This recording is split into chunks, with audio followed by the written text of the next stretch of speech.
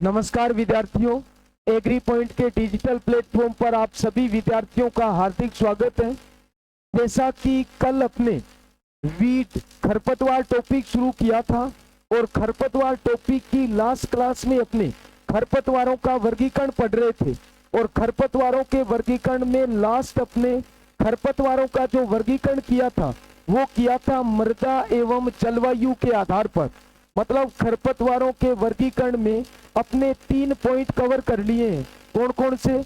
सबसे पहले अपने नाम पढ़ा था जीवन चक्र के आधार पर, दूसरा नाम पढ़ा था बीज पत्र के आधार पर, इसी के साथ अपने कवर किया था पत्ती की संरचना के आधार पर, तीसरा नाम पढ़ा था मृदा एवं जलवायु के आधार पर।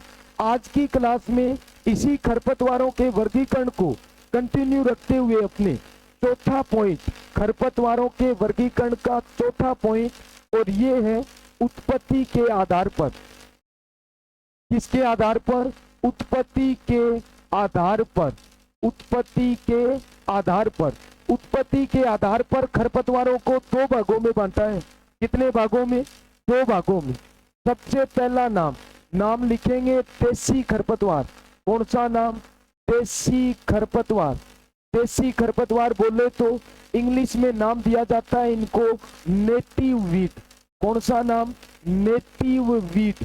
देसी खरपतवार को इंग्लिश में नेटिव वीट के नाम से जाना जाता है। ऐसे ये लिख दिया इंग्लिश में नेटिव वीट। नेटिव वीट मतलब इनका उत्पत्ति स्थान जो है ना वो भारत देश है। कौन सा? भारत। अब इसमें एग्जाम्पल कौन से हैं? वैसे तो इतना कोई टफ क्वेश्चन यहाँ से नहीं पूछा जाता है, फिर भी उत्पत्ति के आधार पर ये एक वर्गीकरण बना रखा है तो अपने भी इसको कवर कर लेते हैं। उत्पत्ति के आधार पर खरपतवार 2 प्रकार के। देसी खरपतवार, देसी खरपतवार को नेटिव वीट बोलते हैं, नेटिव वीट। और इसमें एग्जाम्पल कौन सा है? जैसे गेहूंसा। कौन सा नाम? गेहूंसा। ठीक है, इसी गेहूंसा के कई नाम है भी। इस गेहूंसा को आप गुल्ली डंडा बोलते हो, गुल्ली डंडा।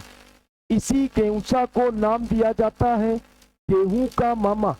गेहूं का मामा, गेहूं का मामा। इसी को नाम देते हैं मंडूसी। कौन सा नाम? मंडूसी। और इसी को नाम दिया जाता है साहब केनरी घास। कौन सा नाम? केनरी घास। ये इसके इतने अन्य नाम है। इसका वानस्पतिक नाम तो आपने पढ़ रखा है, फेलेरिस माइनर। गेहूंसा, गुल्ली डंडा, गेहूं का मामा, मंडूसी, केंद्रीय घास। दूसरा खरपतवार नाम है बथुआ। कौन सा? बथुआ। और बथुआ के साथ में तीसरा नाम सावा घास। कौन सा नाम? सावा घास।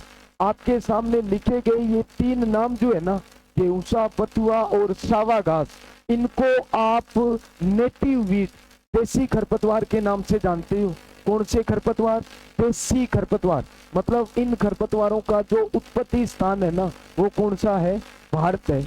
इसके बाद दूसरा नाम अपने पढ़ते हैं विदेशी खरपतवार। कौन सा नाम? विदेशी खरपतवार। विदेशी खरपतवार। और विदेशी खरपतवार जो है ना इनको नाम दिया जाता है साहब एलियन वीट।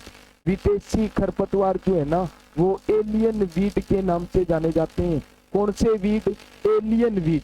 देसी खरपतवार नेटिव वीट और इनको क्या नाम दिया जाता है? एलियन वीट बोलते हैं। एलियन वीट, एलियन वीट बोला जाता है। जो विदेशी खरपतवार है जो विदेश से भारत में आए हैं इनको नाम एलियन वीट नाम दिया गया है। अब इसमें कौन कौन से एग्जाम्पल है यहाँ से पूछ सकते हैं भी। ठीक है, तो थोड़ा सा गौर करना है यहाँ पर। विदेशी खरपतवार में कौन कौन से खरपतवार विदेशी खरपतवार है? सबसे पहले अपने चर्चा करें पार्थेनियम। देखो इनके नाम भी ऐसे इंग्लिश नेम है सभी के, पार्थेनियम। दूसरा नाम lantana camara, lantana camara, parthenium, lantana camara. तीसरा नाम जलकुंभी, जलकुंभी, जलकुंभी। ठीक है, जलकुंभी के बाद में जॉनसन घास, जॉनसन घास, जॉनसन घास। इसके बाद में एमरेंथस, एमरेंथस। और एमरेंथस के बाद आर्चिमोन, आर्चिमोन। एमरेंथस जंगली चौलाई को बोलते हैं और आर्जीमोन किसको बोला जाता है? सत्यानाशी को बोलते हैं। ये इतने विदेशी खरपतवार हैं। पार्थेनियम गाजर घास, लेंटाना कैमरा जरायन या गनेरी, जलकुंभी, जलकुंभी को आप आइकोर्निया क्रेसिपस, बंगाल का आतंक, इसके अलावा वाटर हाइसिंथ, फिशरमैन वीड के नाम से जानते हो, जॉनसन घास, एमरेंथस जंगली चौलाई और आर्जीमोन सत्यानाशी। अब सुनो कि इनका मुख्य उत्पत्ति स्थान कौन सा है। अभी तो ये भारत में भी पनपते हैं, ये खरपतवार अपने देश में भी होते हैं, लेकिन आते विदेशी खरपतवार की श्रेणी में। अब सुनो इनका मुख्य उत्पत्ति स्थान कौन सा है। पार्थेनियम का बताते हैं उत्तरी अमेरिका, पार्थेनियम का कौन सा? उत्तरी अमेरिका। लेंटाना कैमरा उष्ण अमेरिका, उष्ण अमेरिका, उष्ण अमेरिका। जलकुंभी दक्षिण अमेरिका, दक्षिण अमेरिका। ये तीन तो अमेरिका की हो गई सा। उत्तरी अमेरिका, उष्ण अमेरिका, दक्षिण अमेरिका। जॉनसन घास यूएसए, जैसे अमेरिका ही है यूएसए। एमरेंथस और आर्जीमोन इन दोनों का मेक्सिको, मेक्सिको। कौन सा नाम? मेक्सिको। ठीक है, ये याद रखनी है। उत्पत्ति के आधार पर खरपतवारों का वर्गीकरण। खरपतवार दो प्रकार के, देसी खरपतवार और विदेशी खरपतवार। देसी का नाम नेटिव वीड, विदेशी का नाम एलियन वीड। देसी में गेहूंसा, बथुआ, सावा घास और गेहूंसा के ये इतने नाम है। ये गेहूं का मामा नाम थोड़ा सा प्रचलन में रहता है कि कौन से खरपतवार को गेहूं का मामा बोलते हैं? गेहूंसा को। इसके अलावा विदेशी खरपतवार में पार्थेनियम, लेंटाना कैमरा, जलकुंभी, जॉनसन घास, एमरेंथस और आर्जीमोन। नाम भी इनके इंग्लिश नेम है, मतलब एक दो बार पढ़ने से बिल्कुल कंफर्म हो जाओगे कि ये खरपतवार कैसे खरपतवार है, विदेशी खरपतवार। ठीक है, ये खरपतवारों का उत्पत्ति के आधार पर वर्गीकरण हो गया। ठीक है, नेक्स्ट अगला पांचवा वर्गीकरण, लास्ट वर्गीकरण पढ़ते हैं खरपतवारों का। कौन सा है? खरपतवार फसल संबंध के आधार पर वर्गीकरण। खरपतवार फसल संबंध के आधार पर वर्गीकरण। खरपतवार फसल संबंध के आधार पर वर्गीकरण। खरपतवार फसल संबंध के आधार पर वर्गीकरण। ये जो वर्गीकरण अपने पढ़ रहे हैं, ये सभी वर्गीकरण में सबसे ज्यादा इंपॉर्टेंट है साहब। सभी वर्गीकरण में सबसे ज्यादा इंपॉर्टेंट है, तो मोस्ट इंपॉर्टेंट लिख देना। ठीक है, मोस्ट इंपॉर्टेंट खरपतवार फसल संबंध के आधार पर वर्गीकरण। लास्ट में जरूर पढ़ रहे हैं, लेकिन सभी वर्गीकरण में सबसे इंपॉर्टेंट है ये खरपतवार फसल संबंध के आधार पर वर्गीकरण। चलिए शुरुआत करते हैं अपने इसमें। सबसे पहले नाम पढ़ रहे हैं अपने निरपेक्ष खरपतवार। कौन सा नाम? निरपेक्ष खरपतवार। निरपेक्ष खरपतवार पहला नाम कौन सा है? निरपेक्ष खरपतवार। ठीक है, निरपेक्ष खरपतवार एब्सोल्यूट वीट बोलते हैं, एब्सोल्यूट वीट। निरपेक्ष खरपतवार या एब्सोल्यूट वीट बोला जाता है जी, निरपेक्ष खरपतवार। ठीक है, निरपेक्ष खरपतवार का मतलब क्या है? निरपेक्ष खरपतवार किसको बोलते हैं? ऐसे खरपतवार जो फसल की उपज को कम करते हैं। ऐसे खरपतवार जो फसल की उपज को हानि पहुंचाते हैं। ऐसे खरपतवार जो फसल की उपज को हानि पहुंचाते हैं। ऐसे खरपतवार जो फसल की उपज को हानि पहुंचाते हैं। कौन सी श्रेणी में आते हैं भी? निरपेक्ष खरपतवार की श्रेणी में आते हैं। हानि पहुंचाने वाले मतलब खेत में उगने वाला हर एक खरपतवार फसल उत्पादन को हानि पहुंचाएगा, और हर एक खरपतवार जो है ना वो निरपेक्ष खरपतवार की श्रेणी में आता है। वैसे इसमें अगर अपने एग्जाम्पल की बात करें ना, तो इसमें एक वर्षीय, इसमें एक वर्षीय के अलावा द्विवर्षीय, द्विवर्षीय के अलावा वह बहुवर्षीय खरपतवार आते हैं। एक वर्षीय, द्विवर्षीय व बहुवर्षीय खरपतवार आते हैं। एक वर्षीय, द्विवर्षीय और बहुवर्षीय खरपतवार आते हैं। वैसे इनमें स्पेशल आपको ऐसे कोई जंगली जई, बथुआ, जंगली गोभी, ऐसे नाम याद करना कोई जरूरी नहीं है। आप सिर्फ इतना याद रख लेना, सभी श्रेणी के खरपतवार, भले वो 1 वर्षीय हो, द्विवर्षीय हो, बहुवर्षीय हो, इसमें आएंगे निरपेक्ष खरपतवार में। खेत में उगने वाला कोई भी खरपतवार जो फसल की उपज को हानि पहुंचाता है ना, वो निरपेक्ष खरपतवार कहलाता है। इसमें 1 वर्षीय, द्विवर्षीय व बहुवर्षीय खरपतवार आते हैं। इसलिए इन खरपतवारों को एक स्पेशल नाम दे रखा है, वो पेपर में आ सकता है। इनको पूर्ण या वास्तविक खरपतवार भी कहते हैं। पूर्ण या वास्तविक खरपतवार भी कहते हैं। पूर्ण या वास्तविक खरपतवार भी कहते हैं। पूर्ण या वास्तविक खरपतवार भी कहते हैं।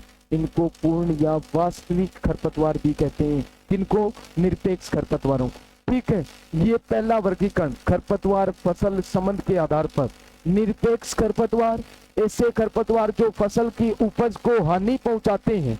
इसमें 1 वर्षीय, द्विवर्षीय व बहुवर्षीय खरपतवार आते हैं। इन्हें पूर्ण या वास्तविक खरपतवार भी कहते हैं। ठीक है, दूसरा प्रकार, दूसरा नाम कौन सा है? सापेक्ष खरपतवार। सापेक्ष खरपतवार, सापेक्ष खरपतवार। सापेक्ष खरपतवार को रिलेटिव वीड बोलते हैं। Relative weed. सापेक्ष खरपतवार को कौन सा नाम देते हैं साहब? Relative weed. कौन सा नाम? रिलेटिव वीड बोलते हैं। Relative weed. अब सुनो बात, सापेक्ष खरपतवार या रिलेटिव वीड है क्या? सापेक्ष खरपतवार का मतलब क्या है? खेत में बोई गई, खेत में बोई गई, खेत में बोई गई मुख्य फसल के साथ, खेत में बोई गई मुख्य फसल के साथ उसी सीजन की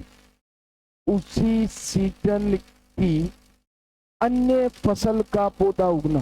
खेत में बोई गई मुख्य फसल के साथ उसी सीजन की अन्य फसल का पौधा उगना। अन्य फसल का पौधा उगना। अन्य फसल का पौधा उगना। पहले तो लाइन को क्लियर करो। अगर ये लाइन ऐसा कैसा प्रश्न बनकर आए कि खेत में बोई गई मुख्य फसल के साथ उसी समान सीजन की अन्य फसल का पौधा उगना, कौन सा खरपतवार कहलाता है? सापेक्ष खरपतवार। खेत में बोई गई मुख्य फसल के साथ उसी सीजन की अन्य फसल का पौधा उगना सापेक्ष खरपतवार कहलाता है। ठीक है, अब इसका एग्जाम्पल उदाहरण क्या होगा? इसका उदाहरण जैसे गेहूं की फसल के साथ, गेहूं की फसल के साथ, गेहूं की फसल के साथ, गेहूं की फसल के साथ जो चना व सरसों फसल का पौधा उगना। सरसों की फसल का पौधा उगना। सरसों की फसल का पौधा उगना। पौधा उगना, ये इसका एग्जाम्पल हो गया सापेक्ष खरपतवार का। कौन सा नाम? गेहूं की फसल के साथ। आपके खेत में बोई गई मुख्य फसल कौन सी है? गेहूं की फसल। और गेहूं की फसल में उसी समान ऋतु यानी रबी ऋतु की अन्य फसल का पौधा उगता है। तो ये जो अन्य फसल के पौधे हैं ना, इनको आप लोग क्या बोलोगे? सापेक्ष खरपतवार। इसमें याद सिर्फ इतना रखना है, समान सीजन की दूसरी फसल का पौधा होगा। अगर अलग अलग सीजन की फसल का पौधा आपस में उगेंगे ना, तो वहां पर खरपतवार का नाम ही बदल जाता है। यहाँ पर सापेक्ष है तो वहां पर स्वैच्छिक होगा। कौन सा नाम? स्वैच्छिक खरपतवार। तो यहाँ पर सिर्फ इतना याद रखना, मुख्य फसल के साथ उसी सीजन की अन्य फसल का पौधा उगना। जैसे गेहूं की फसल के साथ जो चना व सरसों की फसल का पौधा उगना। यहाँ पर गेहूं की फसल जो है आपकी, वो कौन सी है?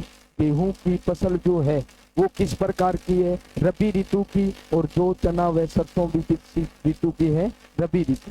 ठीक है, ये इसमें याद रखना। ज्यादातर ये पूछते हैं, ये बात पेपर में पूछी जाती है। ठीक है, जैसे गेहूं की फसल के साथ चना व सरसों की फसल का पौधा उगना, कौन सा खरपतवार है? सापेक्ष खरपतवार। ठीक है, 2 वर्गीकरण हो गए, निरपेक्ष खरपतवार, सापेक्ष खरपतवार। तीसरा नेक्स्ट अपने पढ़ते हैं, तीसरा पॉइंट, कौन सा नाम?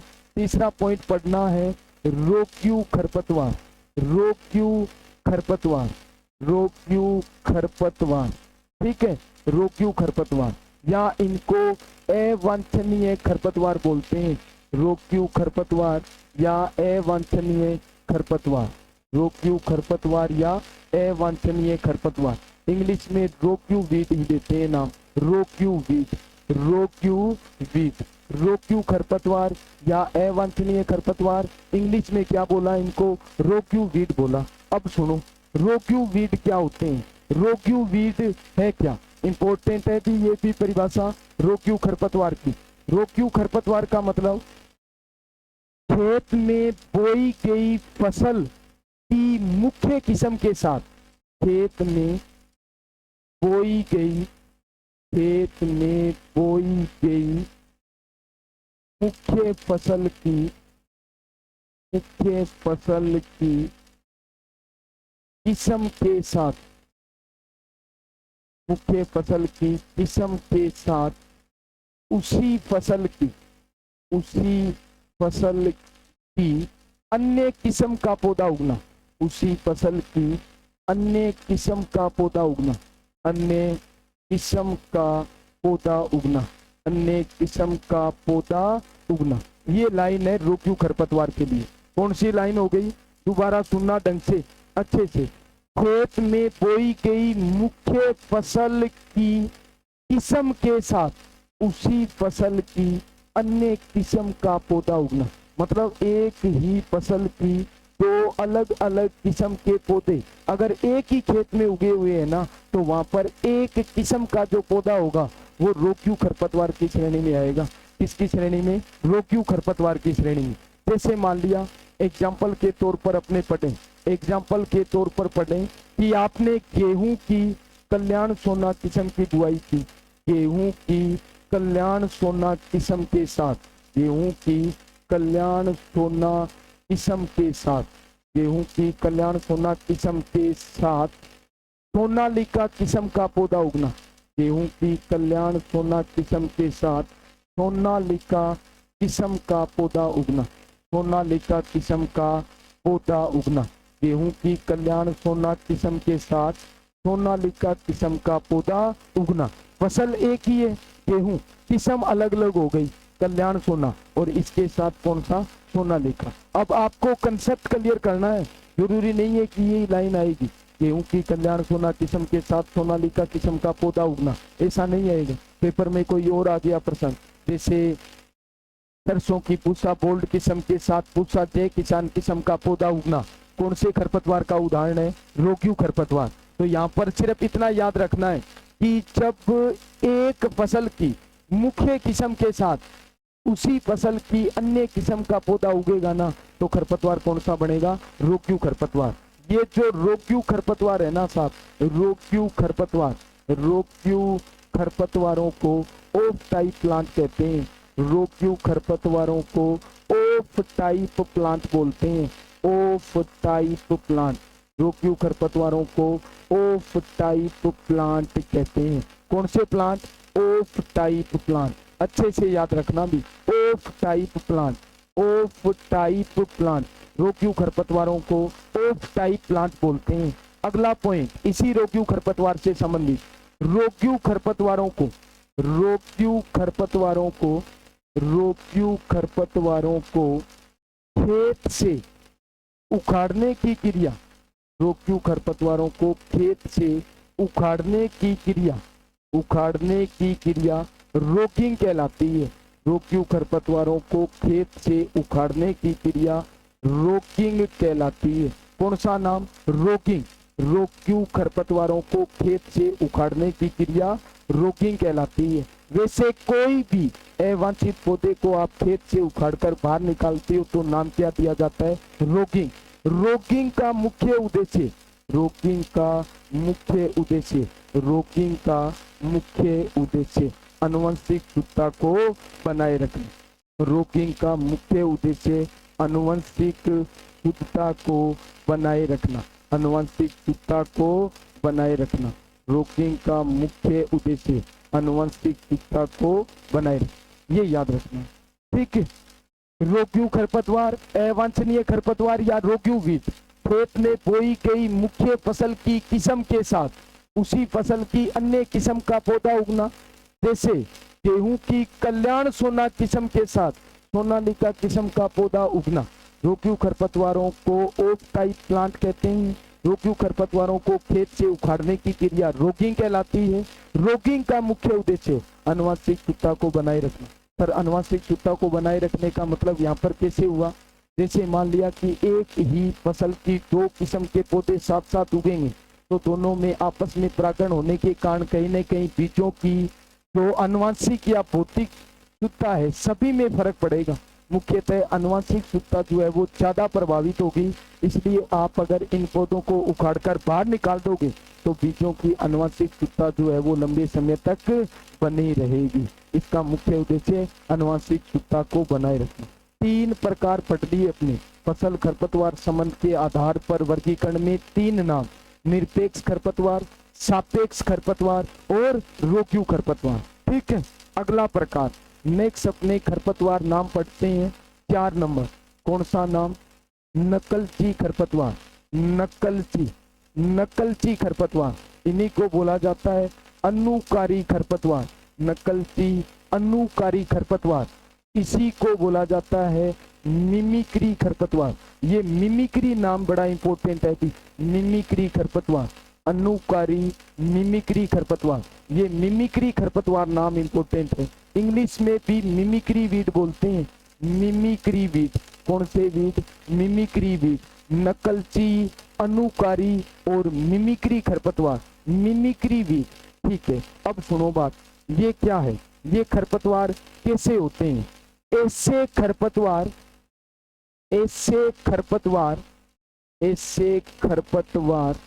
जो अपनी बाह्य आकारिकी में, ऐसे खरपतवार जो अपनी बाह्य आकारिकी में, ऐसे खरपतवार जो अपनी बाह्य आकारिकी में फसल के पौधों के समान दिखते हैं। ऐसे खरपतवार जो अपनी बाह्य आकारिकी में फसल के पौधों के समान दिखते हैं, फसल के पौधों के समान दिखते हैं, मतलब देखने में एक जैसे होते हैं।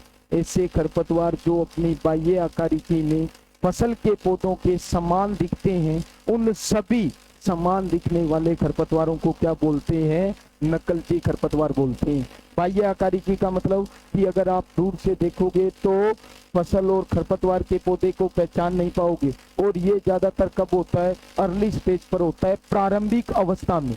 कौन सी अवस्था में, प्रारंभिक अवस्था में ऐसा ज्यादा होता है। ऐसे खरपतवार जो अपनी बाह्य आकारिकी में फसल के पौधों के समान दिखते हैं, नकलची, अनुकारी या मिमिक्री वीड कहलाते हैं। मैं बार बार बोल रहा हूँ, मिमिक्री नाम जो है ये बड़ा इंपॉर्टेंट नाम है, मिमिक्री। ठीक है, अब इसके एग्जाम्पल, मिमिक्री खरपतवार के एग्जाम्पल कौन कौन से हैं वो याद रखनी है। मिमिक्री खरपतवार में एग्जाम्पल, एक साइड नाम लिख रहे हैं अपने फसल, कौन सा नाम, फसल, और एक साइड नाम लिख रहे हैं अपने नकलची खरपतवार, फसल और नकलची खरपतवार, फसल और नकलची खरपतवार। अब सुनना, कौन सी फसल का नकलची खरपतवार कौन सा खरपतवार है।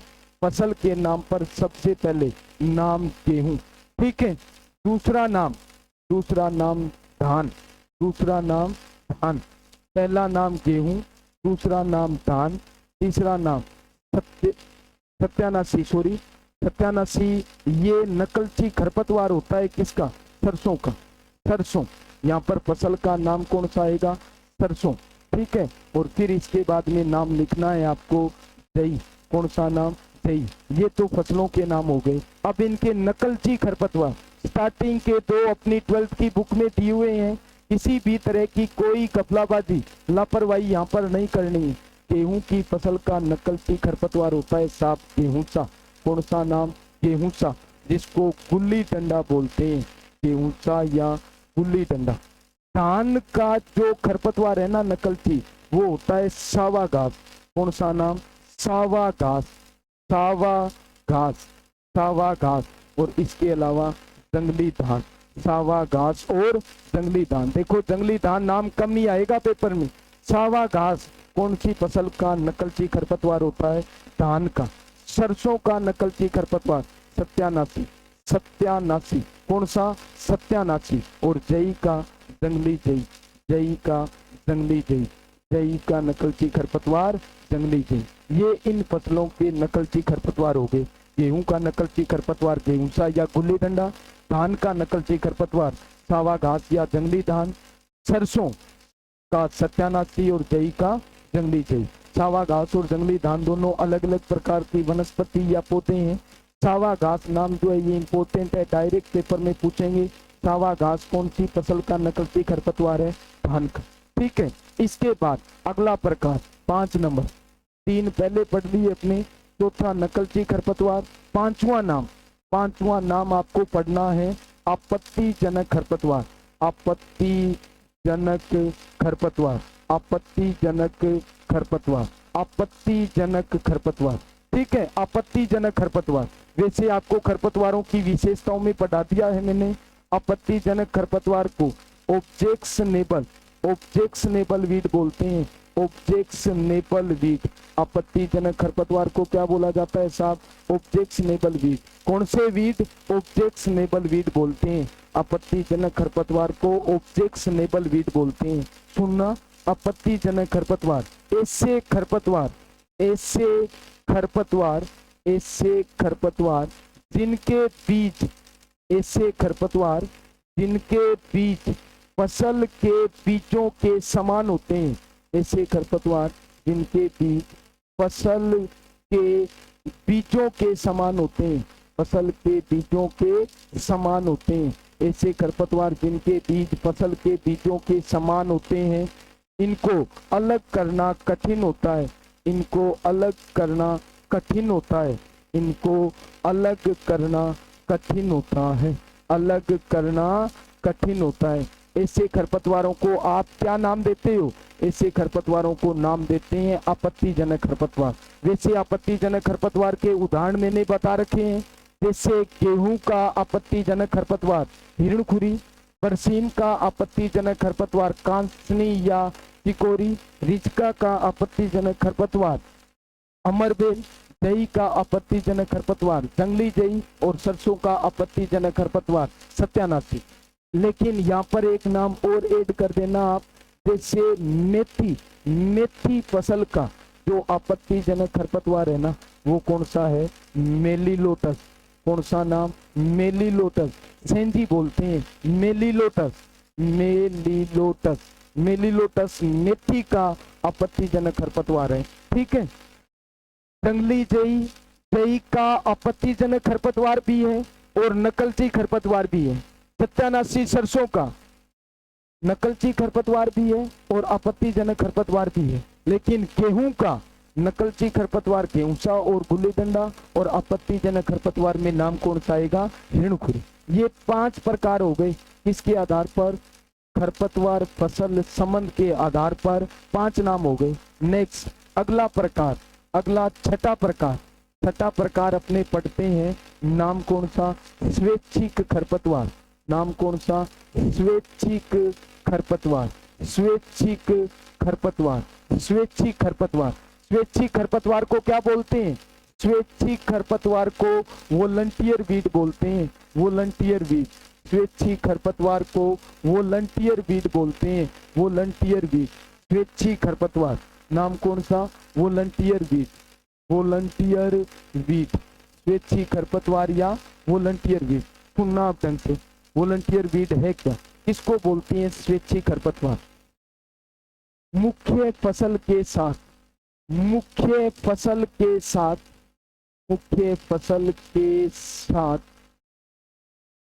पिछले सीजन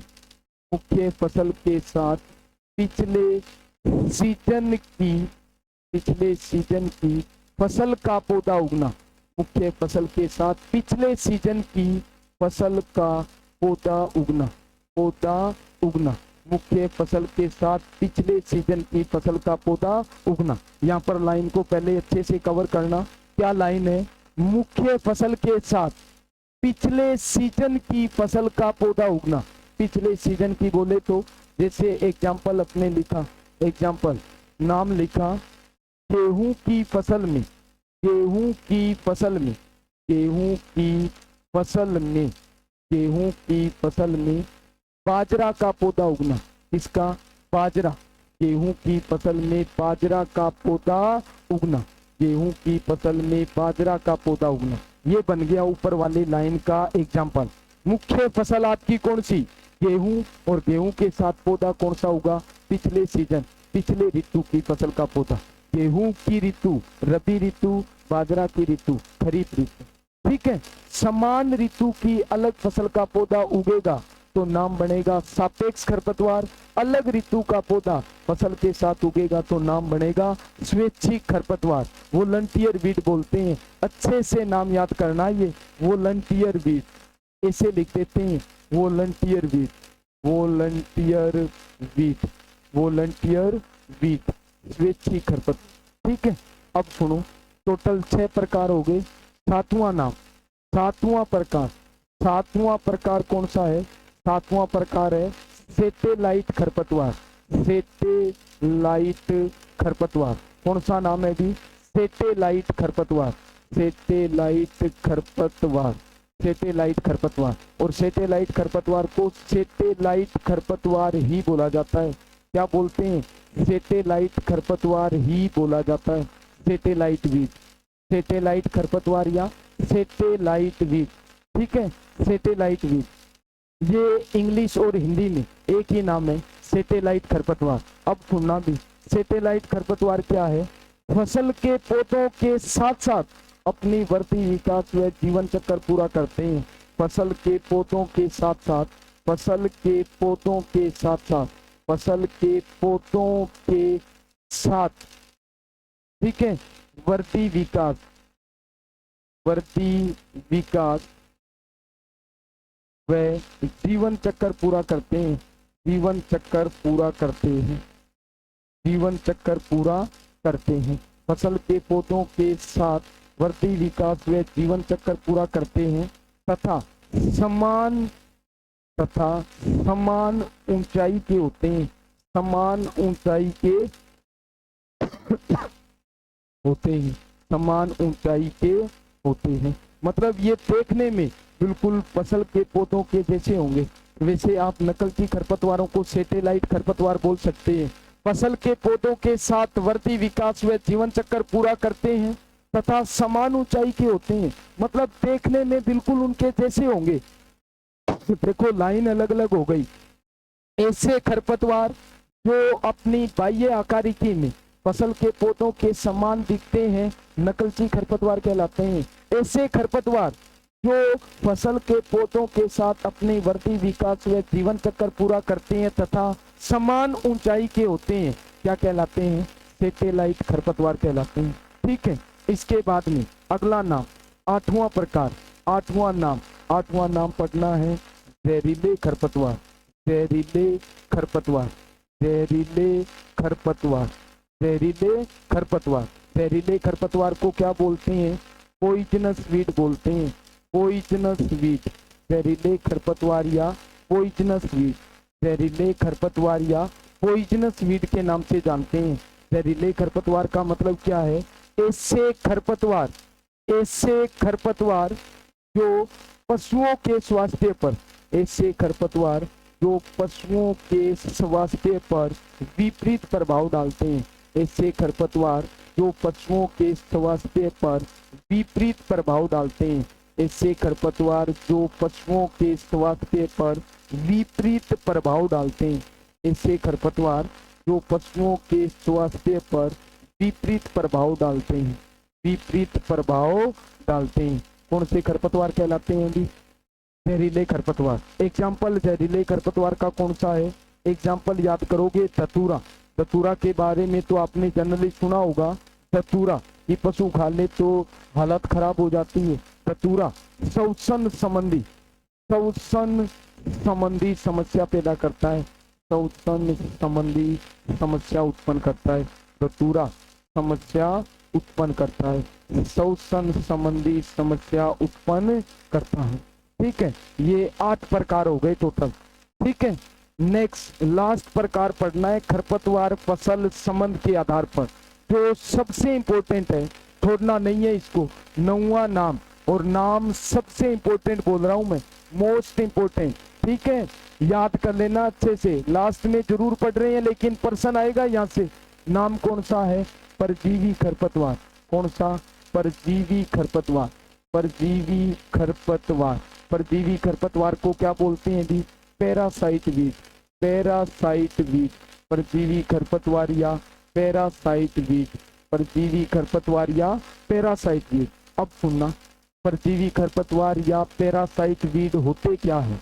ऐसे खरपतवार, ऐसे खरपतवार जो, ऐसे खरपतवार जो फसल के पौधों से, जो फसल के पौधों से अपना पोषण प्रदान करते हैं, फसल के पौधों से अपना पोषण प्रदान करते हैं। ऐसे खरपतवार जो फसल के पौधों से अपना पोषण प्रदान करते हैं परजीवी खरपतवार कहलाते हैं। मतलब दूसरे फसल के पौधों से अपना पोषण लेंगे, पोषक तत्व उन फसल के पौधों से प्राप्त करेंगे, खुद ये प्रकाश संश्लेषण द्वारा अपना भोजन तैयार नहीं करते हैं। ऐसे खरपतवार जो फसल के पौधों से अपना पोषण प्रदान करते हैं परजीवी खरपतवार कहलाते हैं। यहाँ पर जो फसल का पौधा होता है ना, फसल का पौधा, फसल का पौधा जो होता है ना, फसल का पौधा, इस फसल के पौधे को होस्ट प्लांट बोलते हैं। कौन सा plant? Host plant. Host plant, मेजबान पौधा बोलते हैं जी, मेजबान पौधा, होस्ट प्लांट या मेजबान पौधा बोला जाता है।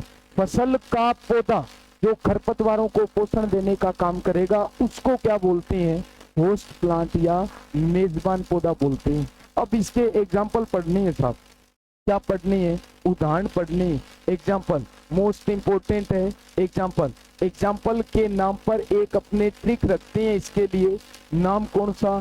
Close, CLOS। परजीवी खरपतवारों का ट्रिक जो है वो कौन सा है? क्लोज। इस क्लोज में सारे मुख्य परजीवी खरपतवार आ गए। अब इन क्लोज को एक एक करके पढ़ें अपनी, ठीक है। नाम पहला C, दूसरा L, तीसरा O, चौथा S, CLOS, क्लोज। इसमें C का मतलब कसकुटा। कौन सा नाम?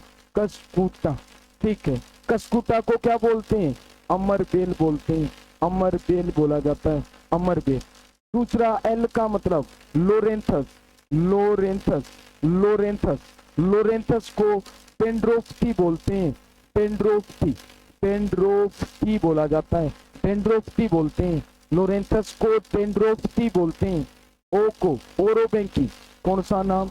ओरोबेंकी, ओरोबेंकी। ओरोबेंकी को ब्रूम रेत बोलते हैं, ब्रूम रेत, ओरोबेंकी को ब्रूम रेत। एस स्ट्राइगा, स्ट्राइगा, स्ट्राइगा को विच वीड बोलते हैं, विच वीड, विच वीड। स्ट्राइगा को क्या बोला जाता है? विच वीड। ये चार परजीवी खरपतवार हो गए, कसकुटा, लोरेंथस, ओरोबेंकी, स्ट्राइगा।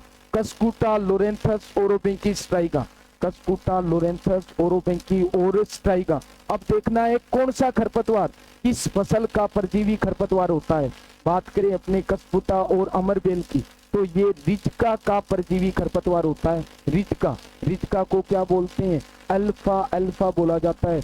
इसी को क्या बोलते हैं? लूसर्न बोलते हैं, लूसर्न, लहसुन नहीं, लूसर्न, लूसर्न बोला जाता है। रिजका, अल्फा, अल्फा और लूसर्न का परजीवी खरपतवार कसकुटा। लोरेंथस जो है ये आम, आम के अलावा चाय व बागवानी फसलों का, आम, चाय व बागवानी फसलों का, आम, चाय व बागवानी फसलों का परजीवी खरपतवार। आम, चाय और बागवानी फसलों का परजीवी खरपतवार कौन सा है? लोरेंथस। ओरोबेंकी और ब्रूमरेट, ओरोबेंकी और ब्रूमरेट जो है ना ये किसका है? सरसों, सरसों, तंबाकू, सरसों, तंबाकू व सोलेनेसी कुल की सब्जियां, सोलेनेसी कुल की फसलें, सोलेनेसी कुल की फसलों का, सोलेनेसी कुल की फसलें, सोलेनेसी कुल की फसलें, ठीक है। जैसे नाम कौन सा? आलू, बैंगन, मिर्च, आलू, बैंगन, मिर्च और टमाटर, इनका ये परजीवी खरपतवार होता है। स्ट्राइका और विचवीट, ये ज्वार, ज्वार के साथ बाजरा, बाजरा के साथ मक्का, मक्का के साथ गन्ना। ज्वार, बाजरा, मक्का और गन्ना, ज्वार, बाजरा, मक्का और गन्ना, ज्वार, बाजरा, मक्का, गन्ना, ये सारे के सारे C4 पौधे होते हैं। कभी पेपर में कोई एडवांस लाइन बना के पूछ ले कि C4 पौधों का परजीवी खरपतवार कौन सा होता है? स्ट्राइका। कौन सा? स्ट्राइका। अब इनमें मुख्य मुख्य जो अपने प्रचलन में रहते हैं, पेपर में पूछे जाते हैं, इसमें तो एक ही फसल है। रिजका का परजीवी खरपतवार कचकूटा या अमरबेल, चाय का परजीवी खरपतवार लोरेंथस, सरसों व तंबाकू का परजीवी खरपतवार ओरोबेंकी, ज्वार, बाजरा, मक्का और गन्ना का परजीवी खरपतवार कौन सा है? स्ट्राइका। ठीक है, अब सुनो बात, इन चारों खरपतवारों को अलग नाम और दे रखे हैं। अलग नाम, अलग नाम का मतलब कि ये खरपतवार पौधे के कौन से भाग से पोषण प्रदान करते हैं, कौन से भाग से पोषण प्रदान करते हैं।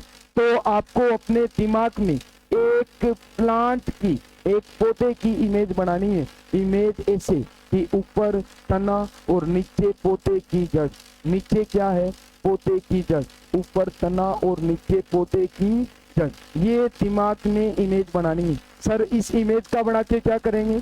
इस इमेज के बेस पर आप इनको क्लासिफाई कर दोगे, वर्गीकृत कर दोगे। तो ऊपर रख दिए, तो नीचे रख दिए। ऊपर वाले तना परजीवी, नीचे वाले जड़ परजीवी। ऊपर वाले तना और नीचे वाले जड़।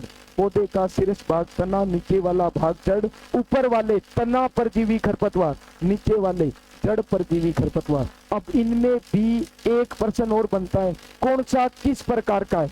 तो सबसे ऊपर वाला जो है ना, ये कौन सा है? पूर्ण तना परजीवी।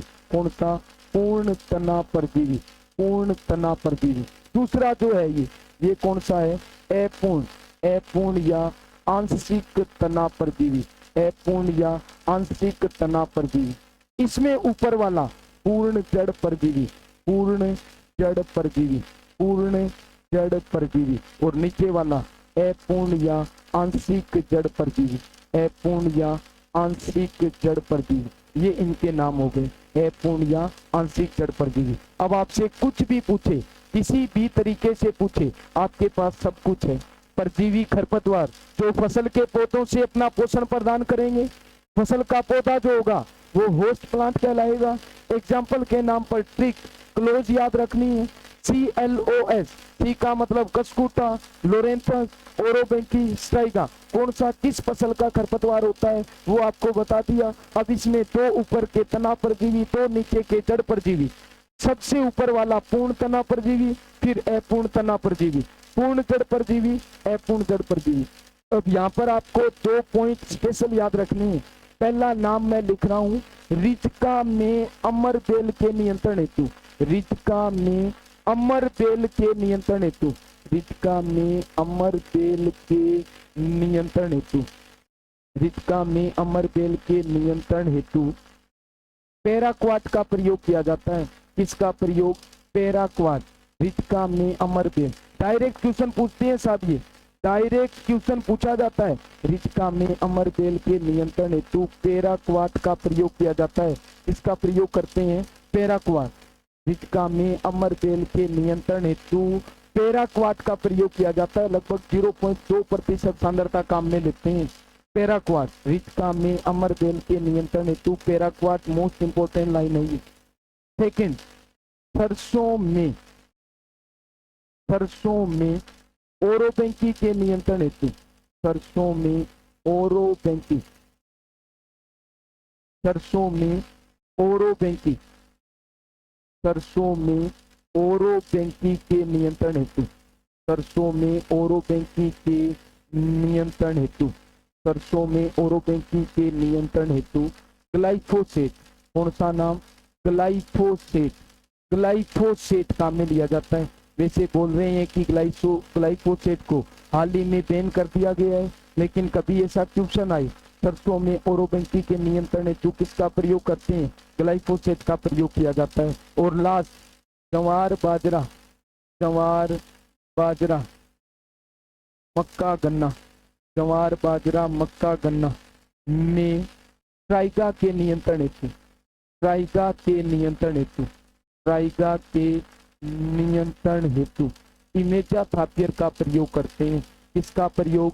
इमेजाथापियर, इमेजाथापियर, इमेजाथापियर। ये अलग अलग 3 बिंदु हो गए, तीनों के तीनों इंपोर्टेंट है, पेपर में पूछे जाते हैं। रिचका में अमरबेल के नियंत्रण हेतु पैराक्वाट का प्रयोग, सरसों में ओरोबेंकी के नियंत्रण हेतु ग्लाइफोसेट का प्रयोग, जवार बाजरा मक्का गन्ना में स्ट्राइगा के नियंत्रण हेतु इमेजाथापियर का प्रयोग। अब किसी ने पहले पढ़ रखा होगा तो उसके दिमाग में बात ये चल रही है कि पैराक्वाट और ग्लाइफोसेट जो है वो अवर्णात्मक शाकनाशी होते हैं, खेत में डालते ही फसल को भी नष्ट कर देते हैं, तो खड़ी फसल में डालना जरूरी थोड़ी है। फसल की बुआई से पहले आप खेत में इन शाकनाशी रसायनों का प्रयोग कर सकते हो। आपको पता है कि खेत में रिचका की बुआई करेंगे तो अमरबेल उगेगा, सरसों में ओरोबेंकी उगेगा, तो जो भी पुराने अवशेष है अमरबेल और ओरोबेंकी के, उनको नष्ट करने के लिए आप पैराक्वाट और ग्लाइफोसेट नाम के शाकनाशी रसायनों को खेत में प्रयोग ले सकते हो। ये अपना टोटल वर्गीकरण हो गया खरपतवारों का पूरा। और लास्ट जो था खरपतवार फसल संबंध के आधार पर, ये सबसे इंपॉर्टेंट है। 9 अलग अलग प्रकार हो गए इसमें। सबसे पहले निरपेक्ष खरपतवार, फिर सापेक्ष खरपतवार, फिर रोक्यू खरपतवार, फिर नकलची खरपतवार, फिर आपत्तिजनक खरपतवार। कौन सा नाम? आपत्तिजनक खरपतवार। आपत्तिजनक खरपतवार के बाद में सैटेलाइट खरपतवार, सैटेलाइट खरपतवार के बाद में जहरीले खरपतवार, जहरीले खरपतवार के बाद में परजीवी खरपतवार। और एक नाम इसमें और पढ़ते हैं भी अपने, एक नाम और पढ़ते हैं जो इम्पोर्टेंट है, 10वां प्रकार। कई बार पेपर में चर्चा हुई है इसकी, नाम है शैतान खरपतवार, शैतान खरपतवार, शैतान खरपतवार, शैतान खरपतवार, शैतान खरपतवार। शैतान खरपतवार को क्या बोलते हैं? भयंकर खरपतवार बोलते हैं, भयंकर खरपतवार, भयंकर खरपतवार। और इसी को क्या बोला जाता है?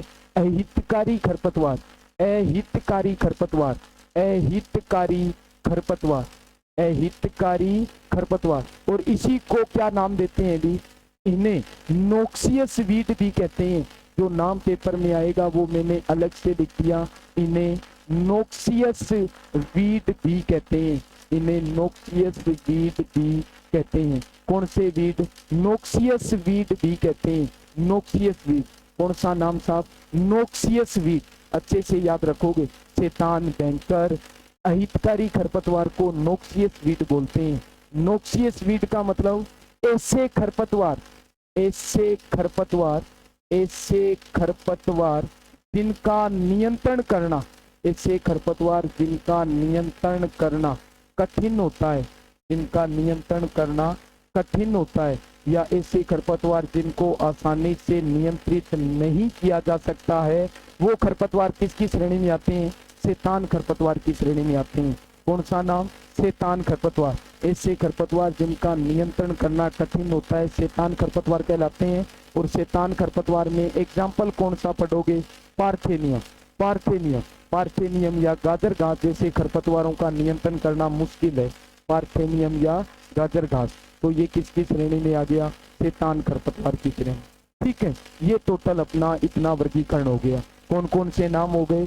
निरपेक्ष खरपतवार, सापेक्ष खरपतवार, रोक्यू खरपतवार, नकलची खरपतवार, आपत्तिजनक खरपतवार।